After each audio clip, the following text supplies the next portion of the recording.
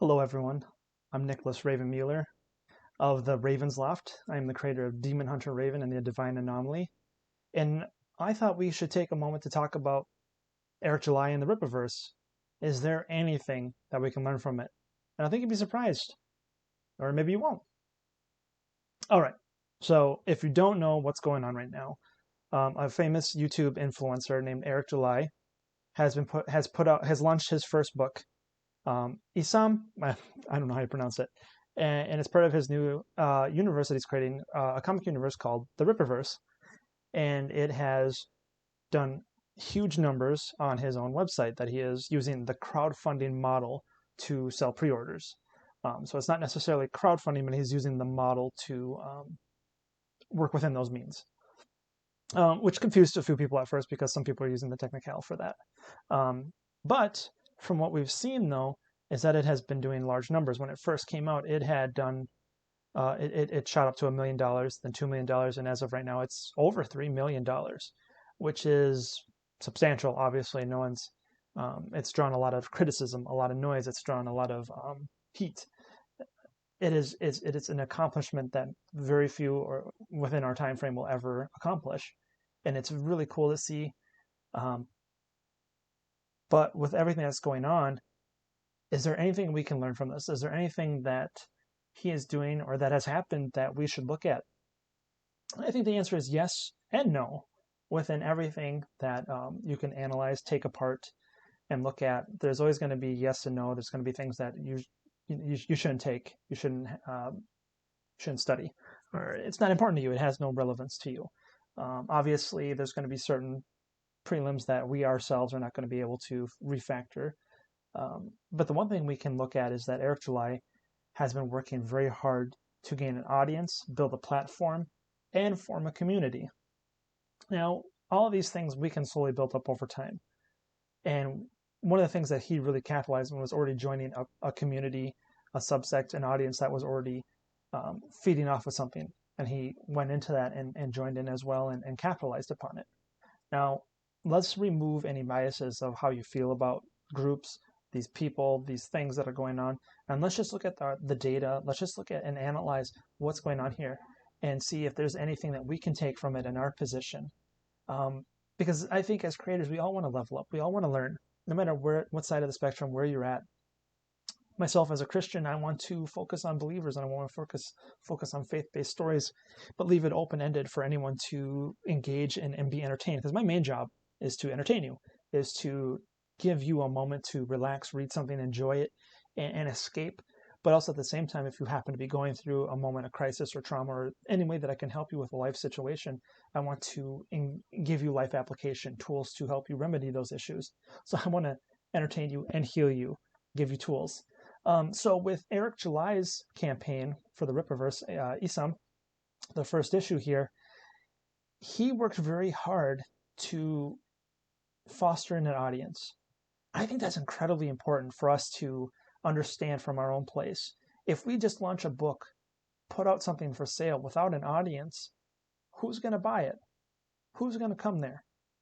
And I want to say this from personal experience. I have done this, and it was a terrible decision. It was a terrible mistake. You end up panicking. You end up trying to engage, and no one's listening. Who cares? And this is another question that we have to ask here.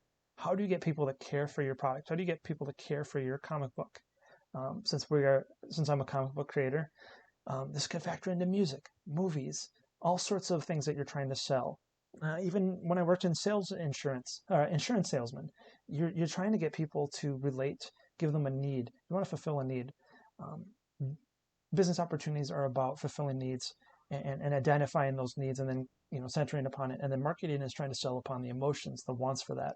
So one of the things that Eric July was, he found something that people were reacting to, that they wanted something in resistance to that, and then he fulfilled that need.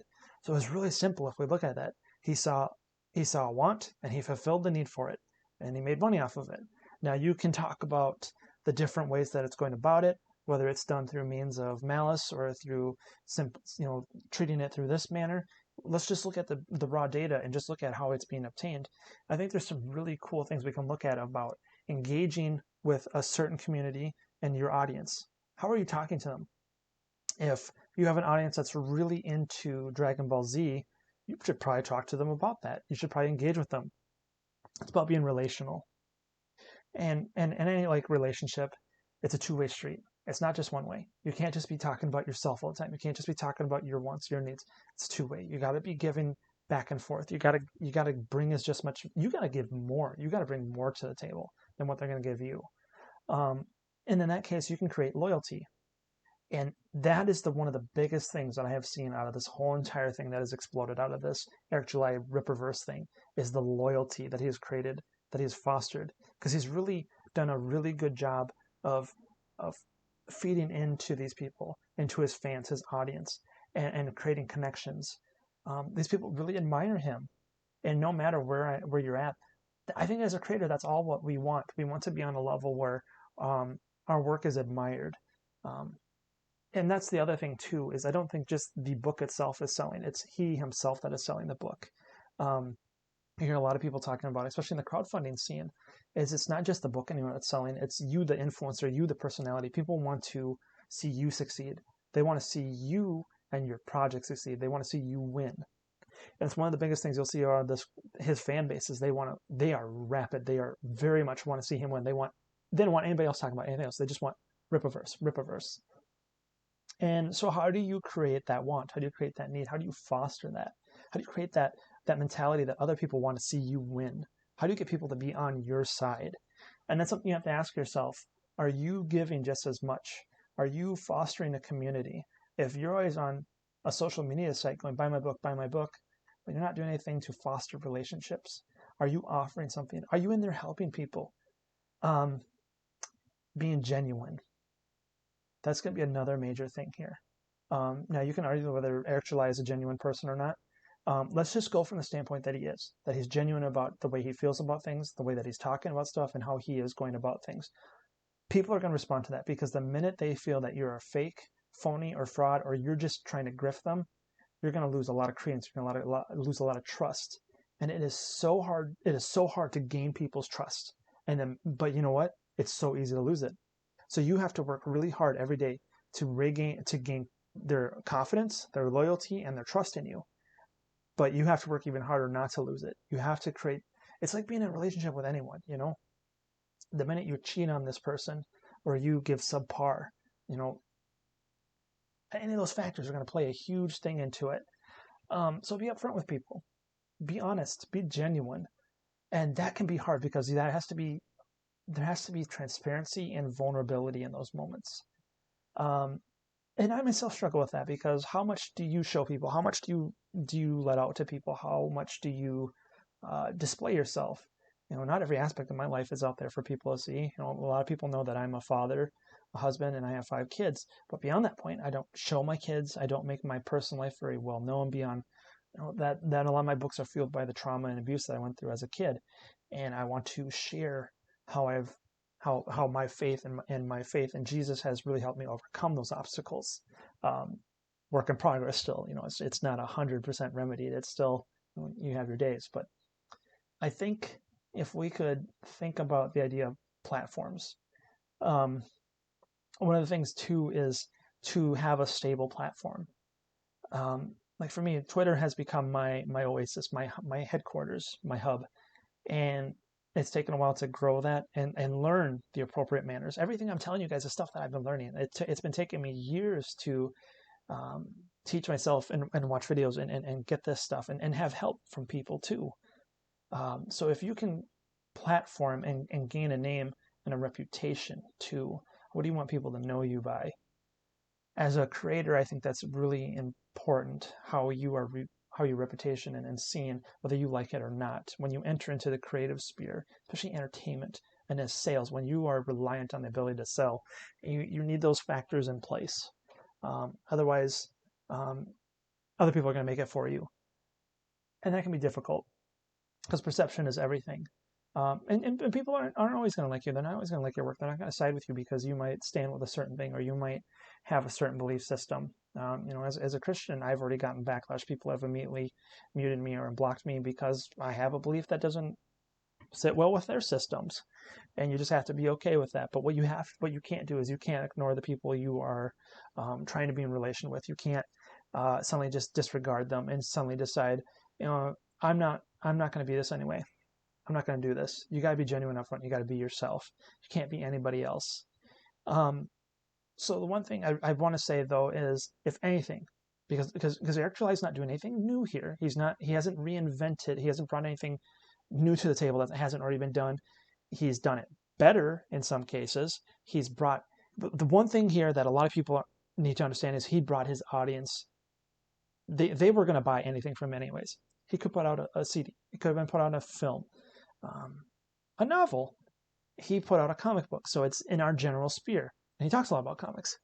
Um, so you have to understand is he fostered an audience, brought them to it. Okay, that's important. Step one: build an audience, connect with people. It's a huge endeavor. Start building your brand. Start building your audience. Start working on it, talking to people. Number two, bring them to that thing that you're going to put out. For us as this community, we're comic book people or manga. To me, comics, manga, we're in the same field. Different art styles, different systems and styles, but whatever. Bring those people to what you're working on, because those people are going to buy it from him anyways. There was nothing that was going to change that endeavor whatsoever. But what you need to do now is focus on building your audience and bringing them to your project, bringing them to you. When you build up a healthy base that are going to be loyal to just you, you could bring them to Gumroad, Patreon, YouTube, whatever you decide to do. You can have your own merch, shirts, whatever you want to do. They will go there, so that when you have a platform and suddenly that platform decides you're no longer eligible for it, you can move somewhere else and it won't affect you. That's really important. So if we could just take a moment to just think about that and analyze that. Create a healthy foundation for yourself, but a healthy audience, and treat them well.